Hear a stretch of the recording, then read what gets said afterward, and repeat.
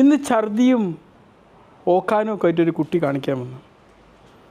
അപ്പോൾ കുട്ടിക്ക് ഛർദ്ദിക്കാൻ വരുന്നുണ്ട്. അമ്മ പെട്ടെന്ന് വായ പൊത്തി പിടിക്കാൻ വേണ്ടി നോക്കി. ഞാൻ പറഞ്ഞു പൊത്തി പിടിക്കണ്ട, ഛർദ്ദിക്കട്ടെ എന്ന് പറഞ്ഞു. ഒരു കാരണവശാലും നമുക്ക് ഛർദ്ദിക്കാൻ വന്നാൽ വായ പൊത്തിപ്പിടിച്ച് ഇതാക്കാൻ പാടില്ല.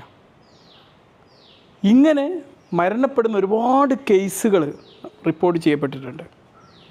എനിക്കിപ്പോഴും ഓർമ്മയുണ്ട്, ഒരു ഡോക്ടറാണ്, അദ്ദേഹം കുറച്ച് മദ്യപിച്ച് കാറിൻ്റെ ബാക്കിലിരിക്കുകയാണ്, ഫ്രണ്ട്സാണ് വണ്ടി ഓടിക്കുന്നത്. അപ്പോൾ ഈ മദ്യപിച്ച് പക്ഷേ ഛർദ്ദിക്കാൻ മുട്ടിയപ്പോൾ വായ പൊത്തി അവസാനം ആസ്പിറേഷൻ സംഭവിച്ച് അദ്ദേഹം മരണപ്പെടുകയുണ്ടായി.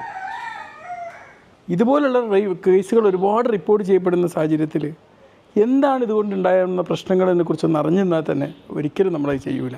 ഇപ്പോൾ ബസ്സിലൊക്കെ യാത്ര ചെയ്യുന്ന സമയത്ത് പുറത്ത് ഛർദ്ദിക്കാൻ തോന്നും. ഛർദ്ദിക്കാൻ വരുന്നവരാണെങ്കിൽ കവറ് കരുതി വെക്കുക. എപ്പോഴാണോ ഛർദ്ദിക്കാൻ വരുന്നത് അപ്പോൾ കവറിൽ ഛർദ്ദിക്കുക.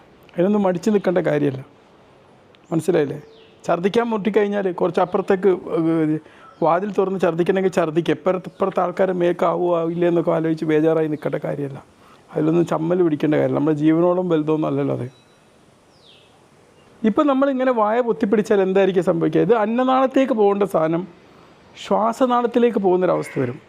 നമ്മൾ ഈ ഭക്ഷ്യവസ്തുക്കളും ഈ നമ്മളുടെ വയറുടെ പുറന്തള്ളേണ്ട വസ്തുക്കളും ശ്വാസനാളത്തേക്ക് പോയാൽ എന്തായിരിക്കും സംഭവിക്കുക?